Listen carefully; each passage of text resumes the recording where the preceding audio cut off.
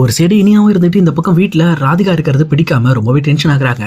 அதனால அவங்களுமே ஈஸ்வரியிட்ட போயிட்டு, பாட்டி இங்க பாருங்க, இந்த ராதிகா நம்ம வீட்டில் இருக்கிறது எனக்கு பிடிக்கவே இல்லை. ஆனால் அம்மா என்னன்னா ராதிகாவோட ஃப்ரெண்டுன்றதுனால அவங்களுக்கு சாதகமான விஷயத்த நிறையவே பண்ணிக்கிட்டு இருக்காங்க. இப்போ பாருங்க, அவங்க ரெண்டு பேரும் ஒன்றா சமைச்சுக்கிட்டு இந்த பக்கம் கிச்சனில் சிரிச்சுக்கிட்டு ஜாலியாக என்ஜாய் பண்ணிட்டு இருக்காங்க.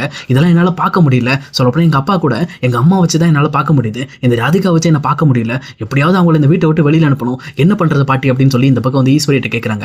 அப்போ ஈஸ்வரியுமே கவலைப்படாத இனியாமா, நானும் அதுக்கு ஒரு தரமான ஐடியா வச்சிருக்கேன். சொல்லப்போனால் இந்த விஷயத்தை எல்லாத்தையுமே எலியில் வச்சு தான் நம்ம பண்ண முடியும். எலிலுக்கு எப்படியாவது நம்ம வீட்டுக்கு வர வைக்கணும். அதான் ரொம்ப முக்கியமான விஷயம். ஆனால் எலில் மட்டும் வந்துட்டான்னா கண்டிப்பாக இங்கே வீட்டில் நடக்கிற விஷயங்கள்லாம் பார்த்துட்டு அவனுமே ரொம்ப கோவப்பட்டுருவான். அதே நேரத்தில் ராதிகாவையும் திட்டி விட்டுருவான். அப்போ கண்டிப்பாக ராதிகா இந்த வீட்டை விட்டு போயிடுவா. அதுக்கப்புறம் நமக்கு எந்த பிரச்சனையும் இருக்காது அப்படின்னு சொல்லி ஈஸ்வரி சொல்லிக்கிட்டு இருக்காங்க.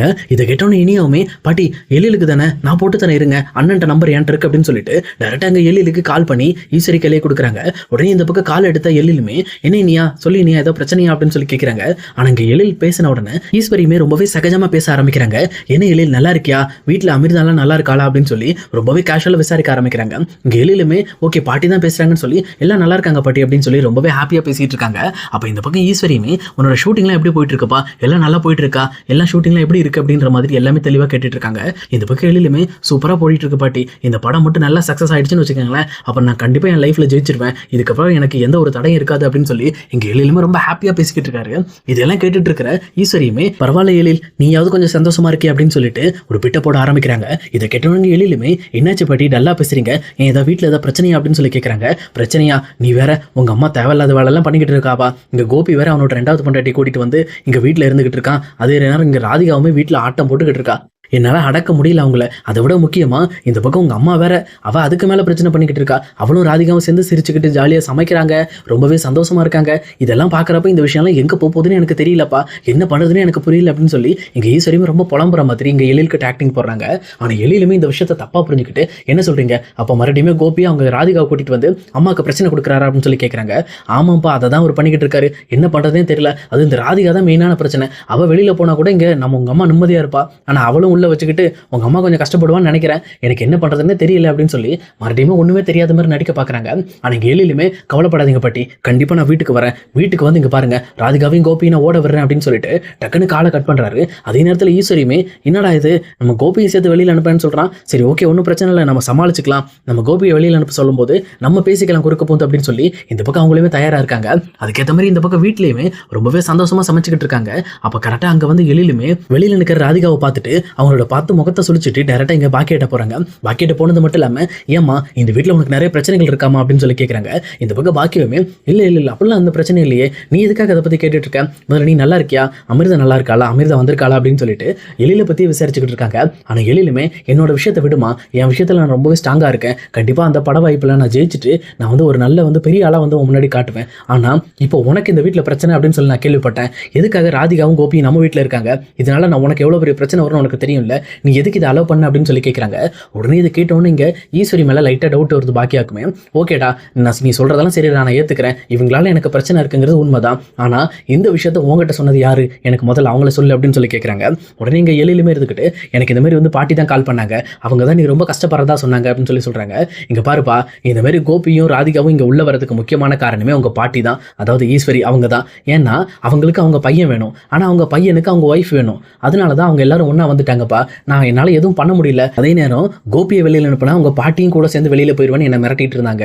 சரி இதெல்லாம் ஒரு பக்கம் இருந்தாலும் இவங்களுக்காகவும் நான் இந்த விஷயத்தை ஒத்துக்கலப்பா, இந்த விஷயத்தை நான் முக்கியமாக ஒத்துக்கிட்டதுக்கு காரணமே மயு தான். ஏன்னா மயுவோட முகத்தை பார்க்குறப்போ அவர் ரொம்பவே கஷ்டப்பட்டுட்டு இருந்தா, நீங்க எப்படி சின்ன வயசுல கோபியை பார்க்க முடியாமல் கஷ்டப்பட்டீங்களோ அதே கஷ்டத்தை அவளோட முகத்தில் என்னால் பார்க்க முடிஞ்சிச்சு, அதனால தான் சரி கொஞ்ச நாள் அவங்க இருந்துட்டு போட்டோம் அப்படின்ற மாதிரி அவங்களை இந்த வீட்டில் இருக்கிறதுக்கு அலோவ் பண்ணியிருக்கேன் அப்படின்னு சொல்லி சொல்றாங்க. உடனே இதை கேட்ட எழிலுமே ரொம்பவே டென்ஷன் ஆயிட்டு, இந்த பக்கம் என்னமா இது, நீ சொல்றதெல்லாம் எனக்கு என்னமோ சுத்தமாக பிடிக்கவே இல்லைம்மா, அவர் இந்த வீட்டில் இருக்கவே கூடாது, அவர் இருந்தாலும் நம்ம வீட்டில் பிரச்சனை தான் அப்படின்னு சொல்லி இங்கே எழிலுமே சத்தம் போட ஆரம்பிக்கிறாங்க. இப்படி எழில் சத்தம் போட்டுட்டு இருக்கிறத பார்த்துட்டு கோபியுமே அங்கே ராதிகா கூட்டிட்டு வந்துடுறாங்க. அங்கே வந்த உடனே இந்த பக்கம் கோபியுமே, என்ன எழில் ஷூட்டிங்லாம் எப்படி போயிட்டு இருக்கு, என் ஃப்ரெண்டு சொன்னா நல்லா போயிட்டு இருக்குன்னு சொன்னா, அது மட்டும் இல்லாமல் சீன்ஸ்லாம் நீ பக்காவா கிரியேட்டிவா யோசிக்கிற அப்படின்னு சொல்லிட்டு ரொம்பவே வந்து அமேசிங்காக உன்னை பற்றி பாராட்டிட்டு இருந்தான் அப்படின்னு சொல்லி சொல்றாங்க. ஆனால் இதெல்லாம் கேட்டுட்டு இருக்க எழிலுமே ரொம்பவே கோபத்தோட, முதல்ல நிறுத்துங்க, நீங்க எதுக்காக எனக்கு சாதகமாக பேசிக்கிட்டு இருக்கீங்க, நீங்க ஒன்றும் இப்படி பேசணும்னு அவசியப்படலையே எனக்கு அப்படின்னு சொல்லிட்டு ரொம்பவே கோபமா இந்த பக்கம் வந்து கோபிகிட்ட பேசுறாங்க. அப்போ கோபியுமே, எழில் நான் உங்ககிட்ட நடிக்கலாம் செய்யலடா, நான் ரொம்ப கேஷுவலாக தான்டா பேசுகிறேன், ஏன்டா அப்பா பார்த்தா நடிக்கிற மாதிரி தெரியுதா அப்படின்னு சொல்லி கேட்குறாங்க. உடனே இங்கே எழிலுமே ரொம்ப கோவப்பட்டு, ஓ அப்பாவா, இவ்வளோ நாளாக இல்லாத அப்பா எப்படி திடீர்னு இன்னைக்கு மட்டும் வந்தீங்க அப்படின்னு சொல்லிட்டு இங்கே கோபியை கலாய்க்க ஆரம்பிக்கிறாங்க. அப்போ கோபியுமே இல்லடா நான் வந்து என்னோட சூழ்நிலைகள்னால தான்டா உங்களை இந்த மாதிரி வந்து நான் தனியாக விட்டுட்டேன், என்னை மன்னிச்சிரு அப்படின்னு சொல்லி கேட்குறாங்க. ஓ இந்த மாதிரி மன்னிப்பு கேட்டுட்டு எல்லாம் சரியாயிருமாப்பா, நாங்கள் சின்ன வயசுல எவ்வளோ கஷ்டப்பட்டோம் உங்களுக்கு தெரியுமா, முதல்ல நீங்கள் அம்மாவை விட்டுட்டு போனதுக்கப்புறம் அம்மா எவ்வளோ கஷ்டப்பட்டாங்கன்னு உங்களுக்கு தெரியுமா, இது எதுவுமே தெரியாமல் கடைசி நிமிஷத்தில் நாங்கள் செட்டில் ஆனதுக்கப்புறம் அந்த கடைசி ஸ்டேஜில் வந்து எங்ககிட்ட வந்து நான் தாண்டா அவங்க அப்பா, நான் உங்களுக்கு ஹெல்ப் பண்ணுறேன் அப்படின்னு சொல்லி எங்ககிட்ட நாடகம் போட பார்க்குறீங்களா, அது கூட பரவாயில்ல, இந்த மாதிரி எங்கள் அம்மா வேண்டான்னு சொல்லி டைவர்ஸும் பண்ணிட்டீங்க, எங்களையும் ஒதுக்கி வச்சுட்டீங்க, எல்லாம் முடிஞ்சதுக்கப்புறம் இப்போ மறுபடியுமே நீங்கள் ராதிகாவை கல்யாணம் பண்ணிக்கிட்டீங்க, இப்போ மறுபடியும் ராதிகா விட்டு பிரிஞ்சு போயிடக்கூடாதுங்கிறதுக்காக எங்கள் பாட்டியை சமாளிக்கிறதுக்காக உங்கள் புது பொண்டாட்டி ராதிகாவையும் கூட்டிகிட்டு வந்து எங்கள் அம்மா வீட்டிலே இருக்கீங்களா, இது எவ்வளோ பெரிய தப்பு தெரியுமா, இதனால் எங்கள் அம்மா எவ்வளோ கஷ்டப்படுவாங்க உங்களுக்கு தெரியுமா அப்படின்னு சொல்லி எங்கள் கோபியை பார்த்து நாக்கப்படுங்கிற மாதிரி கேள்வி கேட்குறாரு. இந்த பக்கம் கோபியுமே இல்லடா நான் பண்ண தப்பு தான்டா, நான் ஒத்துக்கிறேன்டா, இதுக்கு மேலே அப்படி நடக்காதுடா அப்படின்னு சொல்லி கேட்குறாங்க. அதே நேரம் இதெல்லாம் பார்த்துட்டு இருக்க பாக்கியவுமே இங்கே பாரு எழில், நீ டென்ஷன் ஆகிற அளவுக்கு இது ஒன்றும் பெரிய விஷயம்லாம் கிடையாது, அவங்க நிரந்தரமாலாம் இங்கே இருக்க போகிறது கிடையாது, அவருக்கு உடம்பு சரியாகிற வரைக்கும் தான் இங்கே இருப்பாங்க, அதுக்கப்புறம் ஆட்டோமேட்டிக்காக கிளம்பிடுவாங்க, நான் ஒன்றும் அவங்களை சும்மா ஒன்றும் இங்கே இருக்க விடலப்பா, அவங்கள வாடகைக்கு இருக்கிற மாதிரி தான் நான் இருக்க வச்சிருக்கேன், அதுக்கெல்லாம் காரணம் உங்கள் பாட்டி தான் வந்து கோபி இங்கே இருக்கணும்னு சொல்லி ரொம்பவே ப்ரெஷர் பண்ணிக்கிட்டு இருக்காங்க, அதனால தான் என்னால் சமாளிக்க முடியல, அது மட்டும் இல்லாமல் இவரை நீ தப்பாக நினைக்காத, எனக்கு ராதிகா மேலே நம்பிக்கை இருக்கு, கண்டிப்பாக ராதிகா இன்னும் கொஞ்ச நாள்ல கோபி இந்த வீட்டை விட்டு கூட்டிட்டு போயிருவாங்கன்னு சொல்லி சொல்றாங்க. ஆனால் இதை கேட்டுட்டு இருக்க ஈஸ்வரி ரொம்பவே கோவப்பட்டு என் பையனை இவ கூட்டிட்டு போறாளா, என் பையன் இந்த வீட்டை விட்டே போகக்கூடாதுங்கிறதுக்காக தான் இவ்வளோ திட்டத்தை போட்டு நான் இந்த இடத்துல என் பையனை கொண்டு வந்து வச்சிருக்கேன், நீங்க கடைசி நிமிஷத்துல இந்த ராதிகா உள்ள விட்டு என் பையனோட மனசை கழிச்சு இந்த வீட்டை விட்டு அவன் கூட்டிட்டு போயிட முடியும்னு நினைக்கிறாளா, அப்படிலாம் விடவே மாட்டேன், கண்டிப்பா என் பையன் இதே வீட்டில் தான் இருப்பான்னு சொல்லி ஈஸ்வரியும் பேசிட்டு இருக்காங்க. ஆனால் இது கவனிச்சிட்டு இருக்க எழிலுமே என்னாச்சுமா உனக்கு, என்ன பிரச்சனை உனக்கு, நீ ஏன் இப்படி மாறிட்ட, சொல்லப்போனா இந்த கோபி அவ்வளோ நல்லவரை நினைக்கிறியா நீ, உனக்கு எழுத படிக்க தெரியாதுன்னு சொல்லி உனக்கே தெரியாம டைவர்ஸ் பத்திரத்தில் கையெழுத்து வாங்கின ஒரு கேடிமா இவரை போய் இந்த வீட்டுக்குள்ள விட்டு வச்சிருக்க, இப்போ ஒரு திருந்திட்டேன்னு சொன்னா அதெல்லாம் நம்ம நம்ப முடியுமாமா, இவர் எந்த அளவுக்கு நமக்கு துரோகம் பண்ணியிருக்காரு, இவரை போய் இந்த வீட்டுக்குள்ள விட்டுட்டு இருக்க அப்படின்னு சொல்லி மறுபடியும் கோவப்படுறாங்க. ஆனால் இதை பார்த்துட்டு இருக்க இனியாவுமே என்னன்னா இது, அப்பாவை இதுக்காக இந்த வீட்டை விட்டு போகணும்னு சொல்லிக்கிட்டு இருக்க, அப்பா இந்த வீட்டில் இருக்கட்டுனா ராதிகா வேணா இந்த வீட்டை விட்டு அனுப்புங்க, எங்களுக்கு கண்டிப்பா டாடி வேணும்னா டாடி இல்லாம நான் இருக்க மாட்டேன் அப்படின்னு சொல்லி சொல்றாங்க. உடனே எழிலுமே ரொம்ப கோவப்பட்டு எங்க இனியா பக்கத்துல வந்து எங்க பாரு இனியா, நீ என்னைக்குமே உங்க அம்மாக்கு நீ சப்போர்ட் பண்ணதே கிடையாது, ஆனா ஒவ்வொரு இடத்துலையும் நீ மேலே வரணுங்கிறதுக்காக உங்க அம்மா மட்டும்தான் உனக்காக உறுதியாக நின்றுட்டு இருக்காங்க, இவ்வளோ விஷயம் தெரியுமா உனக்கு, ஏன் உன்னோட காலேஜ் காம்படிஷனுக்கு கூட பணம் கட்டினது உங்க அப்பான்னு தான் நினைச்சிட்டு இருக்க, ஆனா உங்க அப்பா கட்டினது டான்ஸ் காம்படிஷனுக்கு மட்டும்தான், மீதி இருக்கிற காம்படிஷனுக்கு கட்டினது எல்லாமே அம்மா தான், ஆனா என்னைக்காவது நீ அம்மா பக்கம் நின்றுருக்கியா, அம்மா வேணும் அம்மாக்காக தான் நான் இதை பண்றேன்னு சொல்லி அம்மா சைடு நின்றுருக்கியா, இல்ல அப்ப நீ பேசவே கூடாது அப்படின்னு சொல்லி இந்த பக்கம் வந்து இனியாவோட வாயும் அடைக்கிறாரு.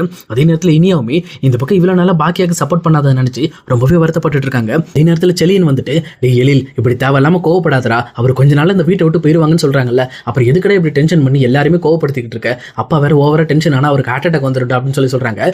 வந்துட்டு போட்டுடா அப்படின்னு சொல்லி எழிலுமே ரொம்பவே கோவப்பட ஆரம்பிக்கிறாரு. ஏண்டா எங்க அம்மாவோட கஷ்டத்தை புரிஞ்சுக்க முடியாத அளவுக்கு நீ இந்த வீட்டில் இருக்க, அப்புறம் நீ எல்லாம் எதுக்குடா மகன்னு சொல்லிட்டு இருக்க, என் அம்மா என்ன ஃபீல் பண்ணுவாங்கன்னு உனக்கு தெரியுமாடா அப்படின்னு சொல்லிட்டு பயங்கரமா கேள்வி கேட்க ஆரம்பிக்கிறாங்க.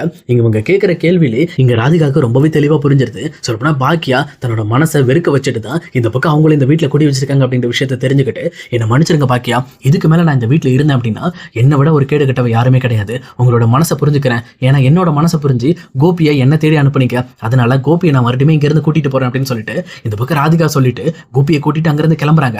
அதே நேரத்தில் கோபியுமே எதுவும் பேசாம தலை குனிஞ்சிட்டே கிளம்புறாரு. இன்னொரு பக்கம் ஈஸ்வரியுமே என் பையன் எங்கடி கூட்டிட்டு போறேன், என் பையன் இந்த வீட்டில் இல்லைன்னா நானும் இந்த வீட்டில் இருக்க மாட்டேன்னு சொல்லி பாக்கியா கிட்ட பிரச்சனை பண்ண போறாங்க. அப்ப பாக்கியாவுமே ரொம்ப சந்தோஷமா பரவாயில்லத்த நீங்க போயிட்டு வாங்க, இந்த வீட்டில் இருக்கணும்னு அவசியம் கிடையாது, ஏன்னா உங்க பையன் எனக்கு பண்ணதை விட நீங்க அதை விட அளவுக்கு அதிகமாகவே எனக்கு பண்ணிட்டீங்க, ஏன்னா உங்க மேல வச்சிருந்த மொத்த பாசத்தையும் நீங்க பொய்ன்ற மாதிரி நிரூபிக்கிற மாதிரி நிறைய விஷயங்களை பண்ணிட்டீங்க, அதனால நீங்களும் உங்க பையன் கூட போனா போலாம், இல்ல இந்த வீட்டில் இல்லாம போனாலும் எனக்கு ஒன்றும் பிரச்சனை இல்லை அப்படின்னு சொல்லி இங்க பாக்கியாவும் சொல்லிட்டு டேரக்டா எழில கூட்டிட்டு உள்ள போயிடுறாங்க.